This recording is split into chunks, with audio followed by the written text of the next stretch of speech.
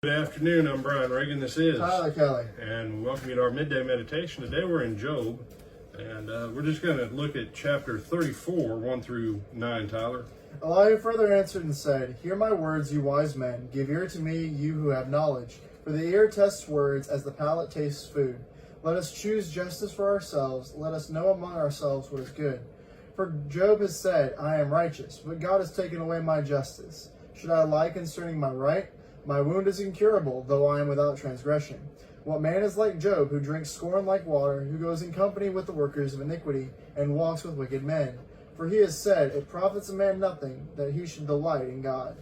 All right, so this is an interesting, Elihu comes in. We always talk about the three friends of Job. Well, here's the fourth person. And Elihu comes in back here in chapter 32.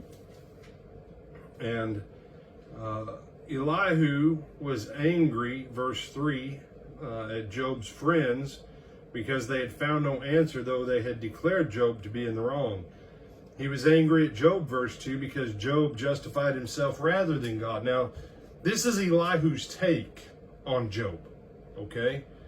Job never justified himself against God. Job justified himself against his friends' misrepresentations of it. But Elihu, listen to what Elihu says there, Tyler. Go on ahead and read 6 through 10 of chapter 32. So Elihu the son of Barachel, the Buzite, answered and said, I am young in years, and you are very old. Therefore I was afraid, and dared not declare my opinion to you. I said, Age should speak, and multitude of years should teach wisdom. But there is a spirit in man, and the breath of the Almighty gives him understanding. Great men are not always wise, nor do the aged always understand justice. Therefore I say, Listen to me, I also will declare my opinion. all right. And you say, no, because, and now we find out the situation of Job's three friends. Back in chapter 30, verse 1, he says, But now they make sport of me those who are younger than I, whose fathers I would have disdained to set with the dogs of my flock.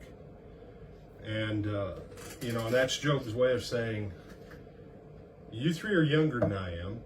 That means Elihu's younger than those three. Job's the old man.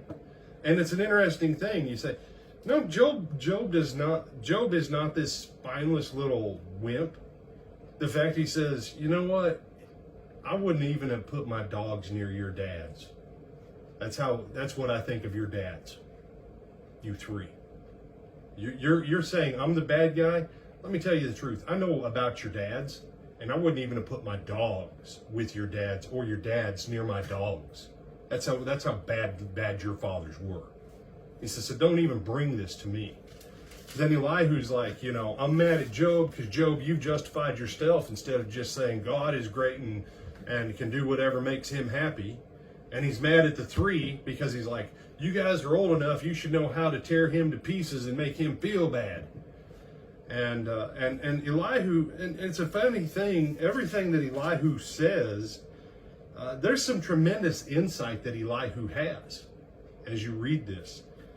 But we'll skip forward to where we will be tomorrow, because as Elihu transitions in chapter 36 and 37 to talking about God, in verse 1 of chapter 38 and verse 2, the Lord answered Job out of the whirlwind. Translation, he didn't answer the three friends and he didn't answer Elihu. Who is this who darkens counsel by words without knowledge? He said that while Elihu was still speaking. That's what people sometimes miss. God has finally reached his breaking point. And you say, why are you skipping ahead, brother? Well, this is why. You and I sometimes get caught up in something. And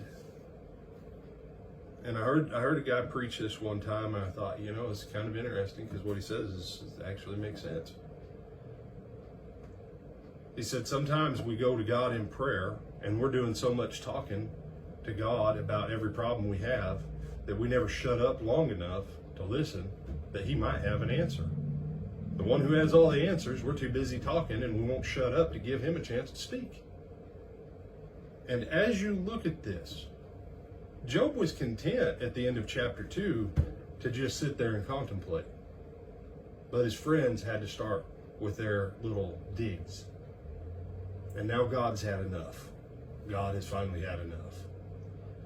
And there's a point here, and that is, a lot of times when we're going through difficult times, you just need to shut up. And don't say it like that. You know, Tyler, there's someone that we both love. They are back out of the hospital, but their spouse is in the hospital with ventilation. You know what my answer is? I got nothing to say to that, other than to say, I love you both. I'll continue to pray for you. And, because I'm going to assume his own church family, that there's enough healthy people to help with some meals or something if he needs it. I'm not going to play the game of 20 questions with him and go, have you been praying like you should? Have you been as holy as you should? Has your spouse been as whatever? Really? You know what I need to do? Shut up. If Tyler's going through trouble, sometimes the best thing we can all do is just shut up. Because tell me one thing, Tyler, by focusing on the problem and talking about the problem, when have we ever made a situation better by focusing on the problem? We haven't. We haven't. It's a whole different beast when you go, here's the challenge in front of us. Now let's come up with 500 solutions to get over it. And someone says, I got 0. All right, then shut up and at least don't talk about the problem. How many do you got? I think we can climb over it. Great. Climb over it. Someone else. I think we can tell the challenge. Jump in the ocean. Great. Tell the challenge to get out of the way. See, that starts something positive. All these guys, nothing but negative. And finally God has enough and says, I'm tired of this. All y'all are speaking stupid. He said, no, God doesn't say. Who is this who darkens counsel by words without knowledge? Translation, all y'all are ignorant. You have no clue what you're saying. You need to be quiet now. I'm done. Other thoughts on all this, my brother? No, sir. Good. Be smarter than Elihu. I'm older than you. You're younger than I am. Therefore, you should sit and wait diligently in silence for 40 chapters. Well, at least 36. All right. Wait a minute. What? Nothing. Yeah. Let's say I thought it was only 32. 32, 36. Chapter divisions are for men, so don't make a fine point with me, boy. Mm-hmm. Oddly enough, that was Elihu's challenge. He was the young man sitting there. Anything he would have said till the very end, he'd have got shot down. And so that's what the funny part about beginning of beginning of 32, when he's like, and so these 3 men ceased answering Job because he was righteous in his own eyes, and then the wrath. Yeah. Of Elihu. Yeah. Because Job never said there's no value in serving God. Mm-hmm. No, he didn't. And that's the other thing. When you're surrounded by people that can only tell you how bad you are, the odds of you actually ever getting them to see your point, probably not going to happen. Probably not. So don't waste your own breath. That'd be the only rebuke I'd ever have for Job. He should have just said, you know what? There's the edge of my field. Y'all go. I can sit here and be miserable by myself. I don't need you. Just leave. That'd be the only thing. If I could go back in time and tell Job, here's how you should handle this. Tell those 3, get to the edge of your field, or whatever dogs you have left, you're going to sick on. So Job probably can't see the edge of his field because Job's got a lot of land. Yeah. Get to stepping.